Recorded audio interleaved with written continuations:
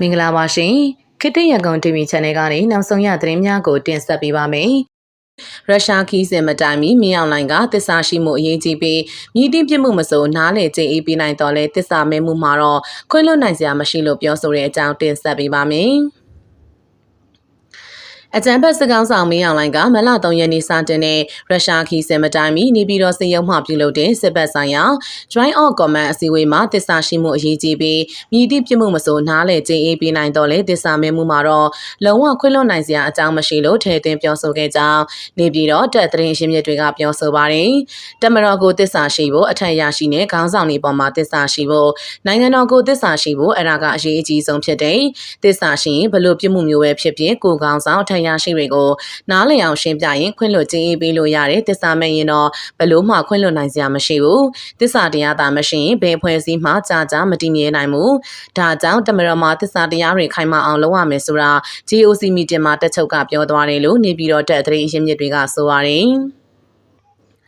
နေပြည်တော်စရုံမှာတနိုင်ငံလုံးတော်လိုင်းတပ်များနဲ့ဖြစ်ပွားနေတဲ့တိုက်ပွဲများစစ်စင်ရေးများစစ်ရေးချီနေများကိုအစီရင်ခံတဲ့ Joint of Command အစည်းအဝေးကိုအမြဲတမ်းလို့ကျင်းပလေးရှိပြီးအစိုးရအစည်းအဝေးကိုဒုတိယစစ်ကောင်ဆောင်စိုးဝင်ညှိနှိုင်းကုတ်ကရေးမှုရေကျုပ်လေကျုပ်နဲ့ကာဆတာမှုတွေတန်ရောက်ရလေးရှိပါတယ်ရုရှားခီးစစ်မတိုင်မီသစ္စာရှိကြဖို့မှားကြောင်းမှုမှာတိုက်ဆိုင်မှုမဟုတ်ပဲရည်ရွယ်ချက်ရှိ၎င်းတို့သစ္စာရှိကြဖို့ပုံကံမလုပ်ဖို့တတိပေးတဲ့သဘောလို့ဆိုနိုင်ကြောင်းနေပြည်တော်တပ်သတင်းအရှင်းမြစ်တွေကဆိုပါတယ်မလ3ရက်နေ့မှာမလ9ရက်နေ့ထိရုရှားနိုင်ငံကိုတွားရောက်နေတဲ့မင်းအောင်လှိုင်က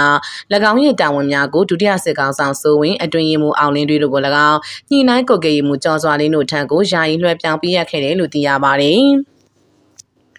်ဆလဘီကံဘလူးမှာစစ်သားများလိုက်ပါလာတဲ့ကားနှစ်စီးကိုချားဖြတ်တိုက်ခိုက်မှုစစ်တပ်ဘက်မှထိခိုက်ဒေဆုံးမှုရှိပြီးဖော်ကားတစ်စီးတင်ဆက်ရရှိကမိရှို့ရှင်းလင်းတဲ့အကြောင်းတင်ဆက်ပေးပါမယ်။စကိုင်းတိုင်းကံဘလူးမြို့နယ်မှာအကြမ်းဖက်စစ်ကောင်စီတပ်သားများလိုက်ပါလာတဲ့ကားနှစ်စီးကိုချားဖြတ်တိုက်ခိုက်ရာစစ်တပ်ဘက်မှထိခိုက်ဒေဆုံးမှုရှိပြီးဖော်ကားတစ်စီးတင်ဆက်ရရှိက၎င်းကားကိုမိရှို့ရှင်းလင်းခဲ့ကံဘလူခရိုင်တရင်လေးတရင်မှာတာဝန်ရှိသူတအုပ်ကပြောကြားခဲ့ပါတယ်။မလ3ရက်နေ့မနက်6:30မိနစ်30ခန်းမှာကံဘလူမြို့နယ်ဇီကုန်းတကြားဆက်မှာဇီကုန်းမလဲလန်းအတိုင်းအရှိဘက်ကိုထွက်လာတဲ့အကြံဖက်စစ်သားနဲ့ပြူစောတီများလိုက်ပါလာတဲ့ဖောကားတစီးနဲ့ဆယ်ဘီတိုကားတစီးတို့ကိုနတ်တောင်ရွာအရှိတောင်ရောက်မှာတော်လိုင်းတပ်ဖွဲ့တွေကကြားဖြတ်တိုက်ခိုက်ခဲ့ကြောင်းသိရပါတယ်။အဲ့ဒီကားနှစ်စီးကိုတော်လိုင်းတပ်ဖွဲ့တွေကစတင်မိုင်းဆွဲတိုက်ခိုက်ပြီးတဲ့နောက်အပြန်အလှန်ထိတွေ့ပစ်ခတ်မှုဖြစ်ပွားခဲ့ကြောင်းတိုက်ခိုက်မှုအတွင်းအကြံဖက်စစ်တပ်ဘက်မှထိခိုက်ဒေဆုံးမှုတွေရှိပြီးစစ်ကောင်စီတပ်သားများစီးနင်းလာတဲ့ဖောကားတစ်စီးကိုတင်ဆက်ရရှိကမိရှို့ရှင်းလင်းနိုင်ခဲ့ကြောင်းသိရပါတယ်။ကမ်ဘလူမျိုးနယ်ဇီကုန်းတကြားဆက်ကနေဇီကုန်းမလဲလန်းအတိုင်းထွက်လာတဲ့စစ်ခွေးကားနှစ်စီးကိုနတ်တောင်ရွာအရှိဘက်ရောက်မှမိုင်းဆွဲပြီးပစ်ခတ်တိုက်ခိုက်ခဲ့တာပါ။ရှန်သူဘက်ကထိခိုက်ဒေဆုံးမှုရှိပြီးရှန်သူဖောကားတစ်စီးကိုမိရှို့ဖျက်ဆီးနိုင်ခဲ့ပါတယ်လို့ကမ်ဘလူခရိုင်တရင်လေးတရင်မှတာဝန်ရှိသူတအုပ်ကပြောပြခဲ့ပါတယ်။အဆိုပါတိုက်ခိုက်မှုကိုကံဘလူခရိုင်အမှတ်လေးတိုင်ရင်နဲ့ပါကဖဖွင့်များကပူးပေါင်းလှုပ်ဆောင်ခဲ့တာဖြစ်ပြီးတော်လိုင်းတပ်ဖွဲ့ဝင်များထိခိုက်မရှိပြန်လည်ဆုတ်ခွာနိုင်ခဲ့ကြောင်းသိရပါတယ်။နောက်ထပ်တစ်ပုတ်အနေနဲ့ TNL လေးသိမ်းပိုက်ထားတဲ့901တပ်စခန်းနေရာကိုစစ်ကောင်စီပုံကျဲတိုက်ခိုက်တဲ့အကြောင်းတင်ဆက်ပေးပါမယ်။ရှမ်းပြည်နယ်မြောက်ပိုင်းကြောင်မဲမြို့နမိုင်ကုန်းရက်ကွက်က TNL သိမ်းပိုက်ထားတဲ့ခမာယာ901တပ်စခန်းနေရာကိုအာနာသိန်းစစ်ကောင်စီတပ်ကမလ3ရက်နေ့မနက်ပိုင်းမှာပုံကျဲခဲ့တယ်လို့ TNL ကထုတ်ပြန်ပါတယ်။ဒီကနေ့မနက်10:00နာရီခန့်အချိန်မှာစစ်ကောင်စီတပ်ကအဆိုပါနေရာကိုလေကြောင်းကနေဘုံတလုံးကျဲချတိုက်ခိုက်ခဲ့တာလို့ဆိုပါတယ်။ဒါဟာစစ်တပ်ကတိုက်ပွဲဖြစ်ပွားခြင်းမရှိတဲ့နေရာတွေကိုပုံကျဲပြီးအရက်သားတွေကိုရည်ရွယ်ချက်ရှိတိုက်ခိုက်နေတာလို့ TNL ကဆိုပါတယ်။အခုလိုစစ်ကောင်စီပုံကျဲခဲ့တဲ့ခမာယာ901တပ်စခန်းကပြီးခဲ့တဲ့2024ခုနှစ်ဩဂုတ်လအတွင်းက TNL သိမ်းပိုက်ခဲ့တာဖြစ်ပါတယ်။ပြီးခဲ့တဲ့ဖေဖော်ဝါရီလ28ရက်နေ့ကလည်းနောင်ချုံမြို့နယ်ရွှေမုံထောကျေးရွာကိုစစ်ကောင်စီတပ်ကလေကြောင်းကနေပုံကျဲတိုက်ခိုက်ခဲ့တာကြောင့်တီလာရှင်တပ်ပါထိခိုက်ဒဏ်ရာရရှိခဲ့ပါတယ်။နောက်ထပ်တစ်ပုတ်အနေနဲ့စစ်ကောင်စီက PG နိုင်ငံကုလမှတ်နဲ့ပြည်ပထွက်ဖို့အဓိကကြတဲ့ OWIC ကတ်ထုတ်ပေးမှု18ရက်ကြာဆက်လက်ရန်နာတဲ့အတွက်အလုသမား9000နီးပါးမြန်မာနိုင်ငံမှာထွက်ခွာခွင့်မရတဲ့အကြောင်းတင်ဆက်ပေးပါမယ်။စစ်ကောင်စီကအလုကိုင်း PG နိုင်ငံကုလမှတ်နဲ့ပြည်ပထွက်ဖို့အဓိကကြတဲ့ပြည်ပအလုသမားတပ်တီကန်ကတ်ထုတ်ပေးမှုကိုဖေဖော်ဝါရီလ14ရက်မှာစတင်ပြီးထုတ်ပေးမှုတွေကိုအကြောင်းပြချက်မရှိဘဲရပ်ဆိုင်ခဲ့ရပြည်ပကိုထွက်ခွာမယ်အလုသမား9000နီးပါးမြန်မာနိုင်ငံမှာထွက်ခွာခွင့်မရဘဲပိတ်မိနေကြောင်းပြည်ပလောက်ကိုင်အေဂျင်စီများကပြောပြခဲ့ပါတယ်။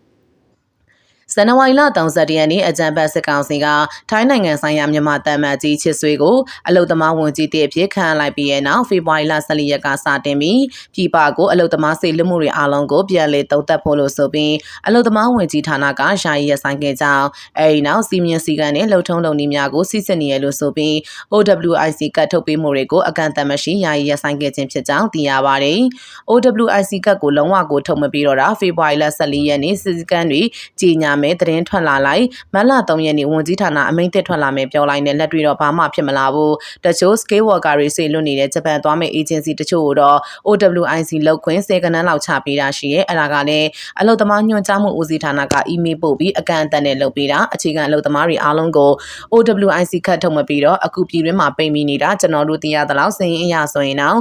ပြည်ပထွက်မဲ့အလုပ်သမား9000နီးပါးရှိရဲ့လို့ပြည်ပအလုပ်ကိုင်း agency ပိုင်ရှင်တအုပ်ကပြောပါရယ်စစ်ကောင်စီရဲ့အလုပ်သမားဝင်ကြီးအသစ်ချစ်ဆွေကလက်ရှိနိုင်ငံရဲ့အခြေအနေအရပြည်ပကိုအလုပ်သမားများတွားရောက်မှုမှာအရေးအတွက်အပြင်အလွန်များပြားနေပြီးပြည်ပထွက်ခွာမဲ့လုပ်ငန်းစဉ်မှာလည်းအလွန်မြန်ဆန်နေကြောင်းဒါကြောင့်ပြည်ပထွက်မဲ့အလုပ်သမားအရေးအတွက်ရှော့ချပြီးလုပ်ငန်းစဉ်များကိုပုံမှုစီစဉ်မှာဖြစ်ကြောင်းဖေဖော်ဝါရီလ15ရက်နေ့ပြည်ပအလုပ်ကိုင်း agency များနဲ့တွေ့ဆုံစဉ်ထုတ်ဖော်ပြောဆိုခဲ့ပါတယ်စစ်မှုထမ်းနဲ့နိုင်ငံရေးအခြေအနေကအဓိကကျတယ်ဆိုတာမျိုးဝန်ကြီးတက်ကပြောသွားခဲ့တာ